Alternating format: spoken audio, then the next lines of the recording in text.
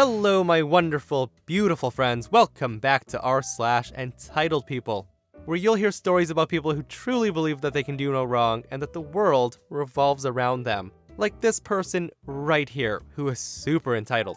She goes on Twitter and says, "I don't want your dead grandmother's wedding ring, with the spirit of your broke, impotent, cheating granddaddy hovering on my finger. Get me my own ring." My friends, would you call it off after that?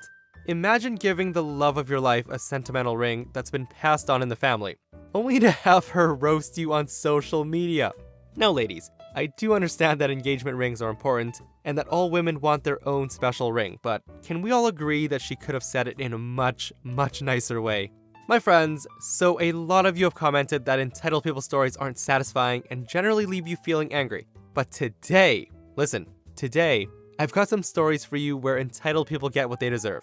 All these stories today involve Karens getting owned, and the stories are super, super satisfying. You'll hear about an aggressive Karen on Black Friday, an entitled woman who prevents a doctor from saving someone's life. Yikes. And we'll finish it off with a story where OP gives a Karen a taste of her own medicine. My friends, I do hope you enjoy the stories today, and do hit that subscribe button if you're not subscribed already. Let's dive in. So, this occurred at a large chain sporting goods store on Black Friday. Before the sale began, shoppers had been lining up in front of the tables covered with cloth, in order to get the doorbuster items underneath. The bell sounds and the cloth is lifted. I'm quickly, yet respectively rifling through the table of highly discounted yoga pants in various colors, when I get shoved pretty aggressively from behind. Now, I ignore it and continue doing what I'm doing. And then there's another shove, and this time, a screechy voice calls out, "Make some room or move your ass." Now, keep in mind that this table is very large, so it's not like I was hoarding prime real estate all for myself. Karen just wanted in and did not care who she had to run over to get to it. Rather than make a scene, I wedged myself against another shopper, allowing her some room to slide closer.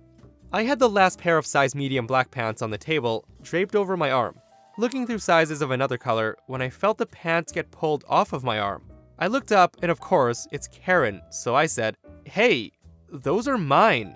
I grab onto them, to which she replies with an obnoxious smirk, "Not until you pay for them," and started to pull them, trying to get them out of my hands. At this point, I know it's only gonna go downhill, so rather than be on the 6 o'clock news for fighting on Black Friday, I cut my losses and decide to leave the table.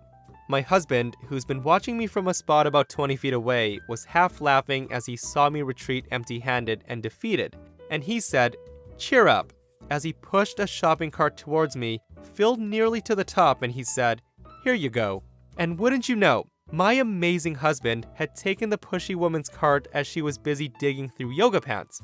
We smiled at each other, and I happily rolled her cart and all of her Black Friday finds to the other end of the store, and then turned her purse into customer service on my way out of the door. I mean, none of that's hers until she pays for it, right? OP has such an amazing husband. That was the perfect thing to do in this situation. No damage, no assault, no police called, no 6 o'clock news. Guys, I've never ever thought about this though. What would happen if you were in a grocery store or a clothing store like this and just took somebody's loaded cart for yourself? Now I know it's a stupid thing to do, but what if you're strapped for time and somebody already has all the items you want in their cart? You can take it, right? I'm asking for my friend Karen. So, every person who's worked in the ER knows that Mondays are the busiest days of the week, and also when all the crazies come out. This day was no different. I worked as a nurse in triage, where you initially get assessed in the front before going to the back. This lady comes in on an ambulance, but because her symptoms did not indicate an emergency, she was put in stretcher triage to wait her turn. Now, she was in a lot of pain. After assessment, I recognized her symptoms as being caused from gallstones. Painful, but not life-threatening.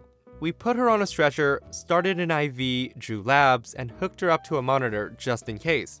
A few minutes later, the patient's daughter comes in the front door. One look at her, and we knew she would cause problems. She had everything from the shoes to the haircut. A classic rich Karen. When she saw that her mom was still in the front and hadn't seen a doctor yet, she started to scream that she knew the CEO of the hospital and we would all be fired if we didn't get her mom back to see a doctor right now. We explained that her mom has a history of gallstones, and even she was saying that she had this pain many times before. We also explained about being really busy, and there was no rooms available in the back, and we'll get her back there as soon as we can. She eventually calmed down, but was still antsy. About an hour later, another patient, CP, comes in, and he was put on a stretcher beside the patient and patient's daughter. Now, this patient had worrying complaints, but on initial assessment, we could not find anything wrong. Now, as a nurse, you learn to always trust your gut. When your gut sounds an alarm, you listen. Something about this patient was setting my alarm bells off, but his vitals were normal and I had no solid evidence to declare him an emergency. I hooked him up to the monitor and kept a very close eye on him. I let the charge nurse know of my concerns, and she said to let her know as soon as something changes. Not 5 minutes later, something changed. Now, at this time, I should explain that this hospital was a level 1 trauma center, meaning we get all the bad cases from car crashes to gunshot victims. Now back to CP. I was taking vital signs of the mom when I looked over to CP. I noticed a worrying change in his rhythm and stopped with the mom to start assessing CP to see what's going on. That did not sit well with the mom's daughter. She actually grabbed my arm and told me to finish with her mom first, as she was here before him. I jerked my arm free and said I had to make sure that CP was okay. As I turned around to CP, his rhythm went into VFib, which is a life-threatening rhythm. I called the nurse to inform her of CP's condition, all the while unhooking CP from the monitor and throwing his bed into drive.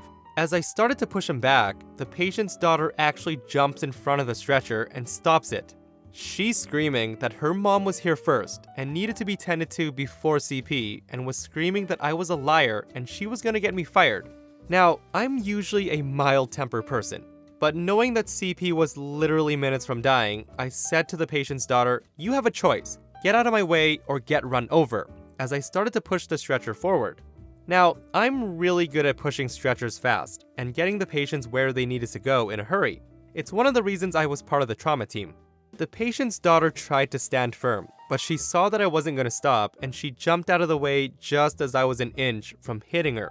Unfortunately, she did not move fast enough, and I ended up running over her foot.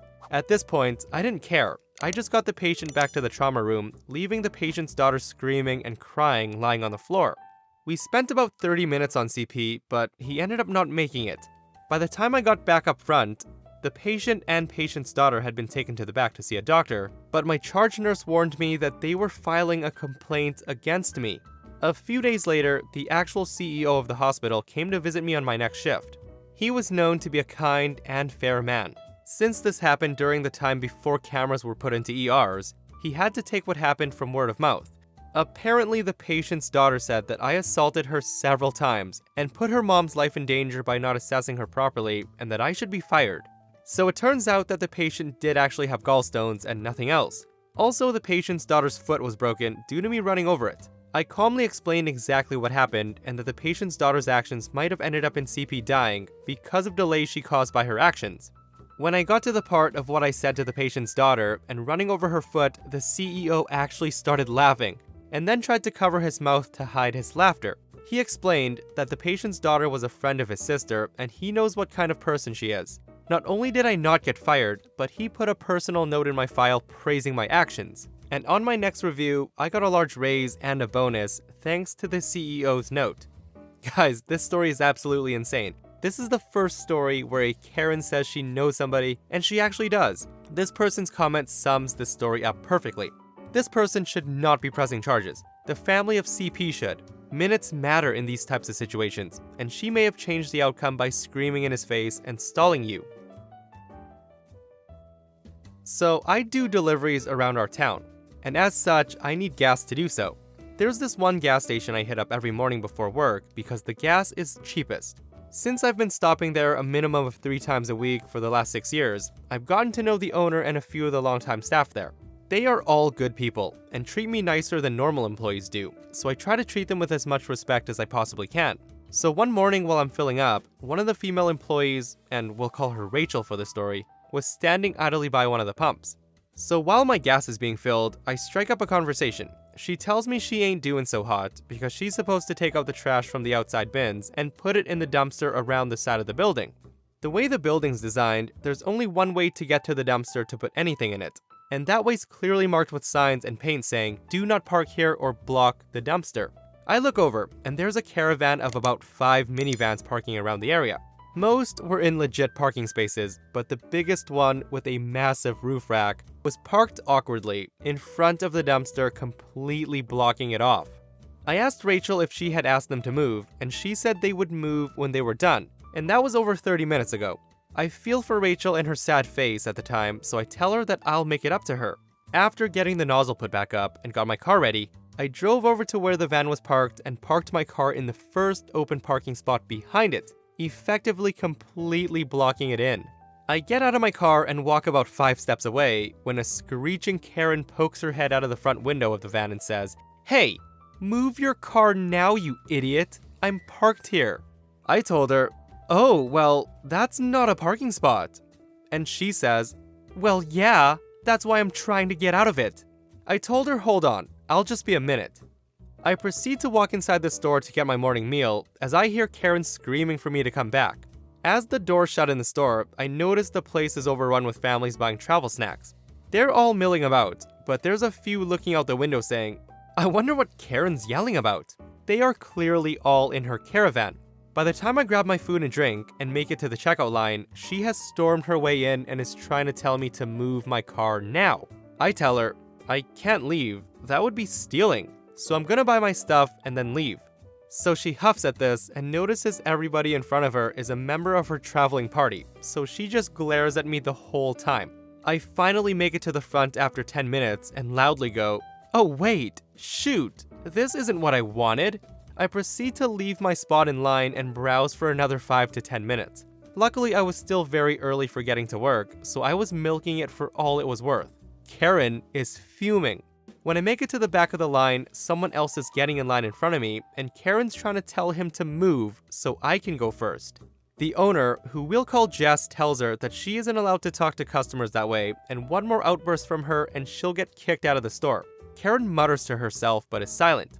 I go up to the checkout, moving and talking as slow as I can, and ask for a lottery ticket as well.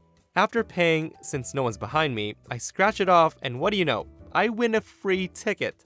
So I buy another one and proceed to scratch it off. Karen, to that point, had been mildly tolerable, but then she let out this unholy screech and told me to stop wasting her time, to which the owner told her to leave. Karen started to refuse, and Jess picked up her phone threatening to call the cops. Karen is then swift to leave at this point, now yelling at her caravan as to why they have to wait. I thank Jess for all she's done so far and explain what was going on really slowly. She laughs and tells me how much she hates people who park there, how they get all defensive when you tell them they can't park there, but this is the first time anybody's ever gotten their comeuppance over it. So I laughed and saw Rachel standing near my vehicle, doing her best not to laugh. I load up my car and asked her if everything's better, and she nods enthusiastically. I've moved my car to the other side and watched them all leave one by one, but not before Karen pulled out in front of somebody and almost hit them. Hey man, not all heroes wear capes. I love the fact that OP stood up for that employee after Karen made it hard for her to do her job. Stories like this really do warm my heart, and I'm so glad that OP decided to teach Karen a lesson, and I hope she learns from it. And that, my friends, brings us to another end of our /EntitledPeople. Guys, if you enjoyed the stories today, do hit that subscribe button and the like button. If you missed the last episode of our /EntitledPeople, Karen wants OP arrested for buying too much beer. It's absolutely absurd. Check it out if you haven't, and I'll see you guys in the next one. I love you.